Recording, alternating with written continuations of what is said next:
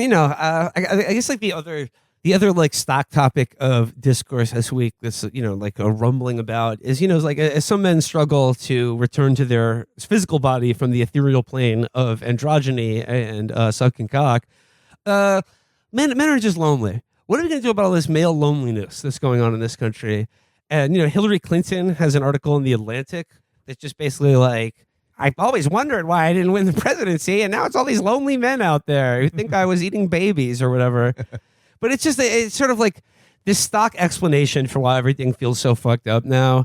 And the thing is, like, we've talked about this on the show a lot before about how lonely everyone is, but it's just sort of like, it's David Brooks has a piece in the New York Times today about male loneliness and about how we're a mean country, and we need to like coach people on how to be nicer to everyone. I just love that shit. It's like it's not this stuff that you are compelled to do every day of your life, like the defining relationships, which are all compelled by like market forces.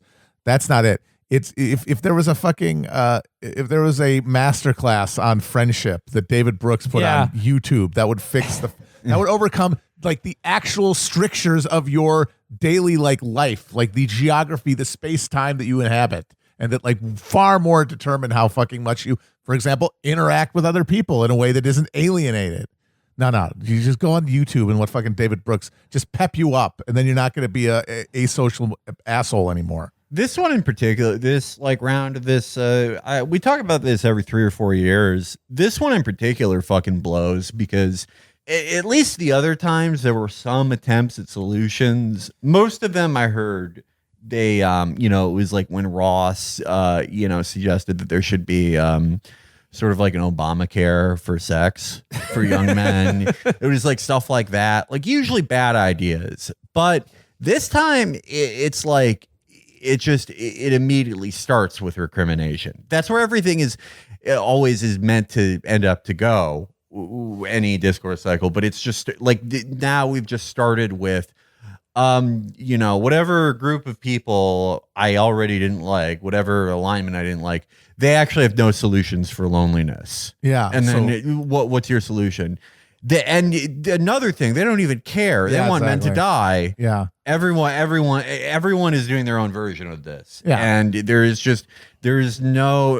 haven't even seen like, the hint of any idea this time. No, well, all we have is, we can't fix it. That's the unspoken and buried premise. But we can't blame someone for it. And then maybe if they're punished somehow, if they're made unhappy as a group, one way or the other, that at least like is some measure of justice for the loneliness that is otherwise, it's indelible. It can't be changed.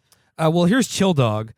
She says, nearly 30 years later, it's clear that the problems I diagnosed in the 1990s with her she's referring to the book, It Takes a Village, ran deeper than I realized and were more dire than I could have imagined. But in the prescriptions in It Takes a Village, putting families first, investing in community infrastructure, protecting kids from out-of-control technology, and recommitting to the core American values of mutual responsibility and empathy have only grown more urgent and necessary. God, she talks about It Takes a Village like Billy Bob Thornton talks about his music. Just let it go. She says, in recent years, I've often thought back to It Takes a Village. If you dig deep enough through all the mud of politics and polarization, eventually you hit something hard and true, a foundation of values and aspirations that bind us together as Americans. That's something to build on. If we can break out of our toxic us versus them dichotomies, we can shrink our notion of the other and expand the we in we the people. Perhaps we can discover that we have more in common than we think. And then with David Brooks' How America Got Mean, like I don't need to go through all this. He says, the most important story about why Americans have become sad and alienated and rude, I believe, is also the simplest. We inhabit a society in which people are no longer trained in how to treat others with kindness and consideration. Our society has become one in which people feel licensed to give their selfishness free rein. The story I'm going to tell is about morals. In a healthy society, a web of institutions, families, schools, religious groups, community organizations, and workplaces helps form people into kind and reasonable, responsible citizens, the sort of people who show up for one another. We live in a society that's terrible at moral formation. Bro, you left your wife for your research assistant who's 30 years younger than you. Maybe pipe down on reining in people's selfless. Pipe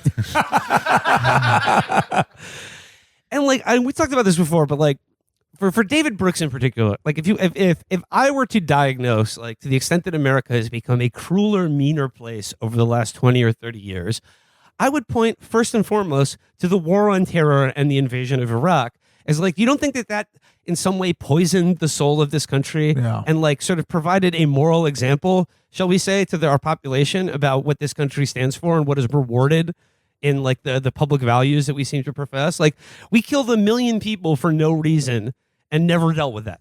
Like, you don't think that violence and that hatred and that fucking misery, you don't think that's gonna, like, in some way taint you and the souls of the people it's done on their behalf of? And we're also occupying a like declining capitalism where there can no longer even be a fantasy that you have any relationship with anybody else in the world, but other than a competitive one. That it is a zero-sum world where, of course, people fucking are selfish. You get punished for not being selfish. You get rewarded by the system you live under by being selfish. He says, "Oh, we're not training people to be nice anymore." No, it's not that. We're training people to be assholes, but not because we have asshole classes in school, but because that is what advantages you to be an asshole. And you learn that, you are trained that way by experiencing the fucking world that you live in.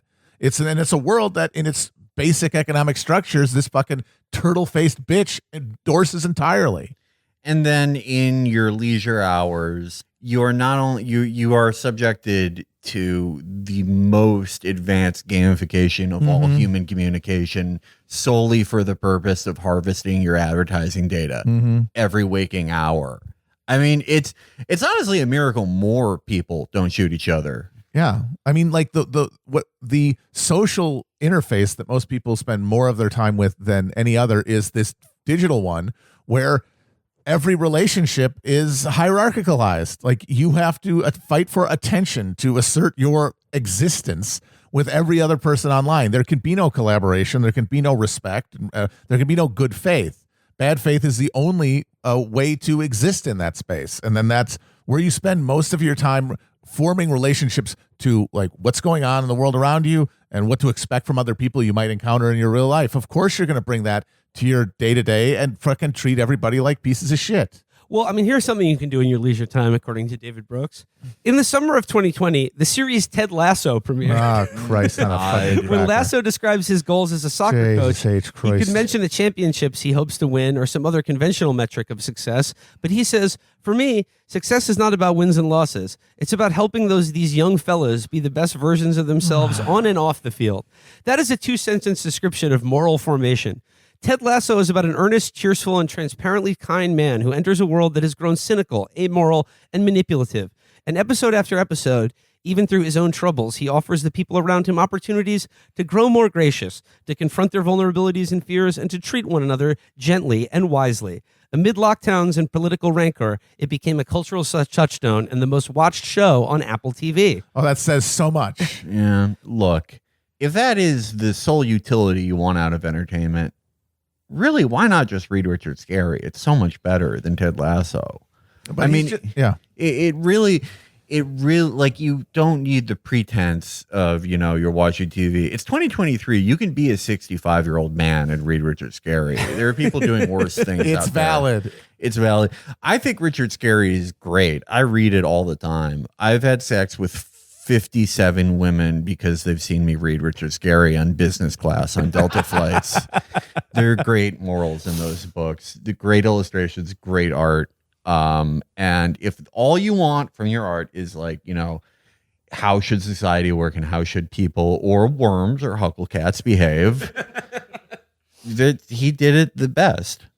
And Richard Scarry or Huckle never tried to get Olivia Wilde to kill him over Harry Styles.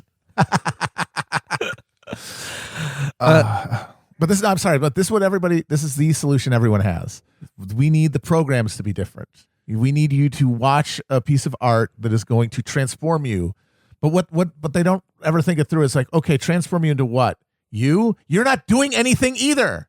Nobody's doing anything. If you get other people to agree with you through propaganda, what is basically what everyone wants art to be now, all you have is another consumer who is going to like consume the same stuff you are, but you're not in any better position to actually change anything regardless. This is the most, like, I don't know, maybe in fucking 90 years, 80 years that art has ever like conformed to people's ideals. This is the most that art has ever conformed to, like, you know, popular divided concepts of morality more than ever. To the point that like even depictions of things are taken out lest they be mistaken for endorsements. And, you know, obviously doesn't change anything. And also in a divided, polarized country, that is also going to mean that the part of the country that is not, you know, going to be moved into being good people by Ted Lasso will get their own version of that. Exactly. And all it's going to do is sharpen the distinctions that you imagine in your mind exist between you and everybody else and make you more tribal and hostile than you were before. Congratulations.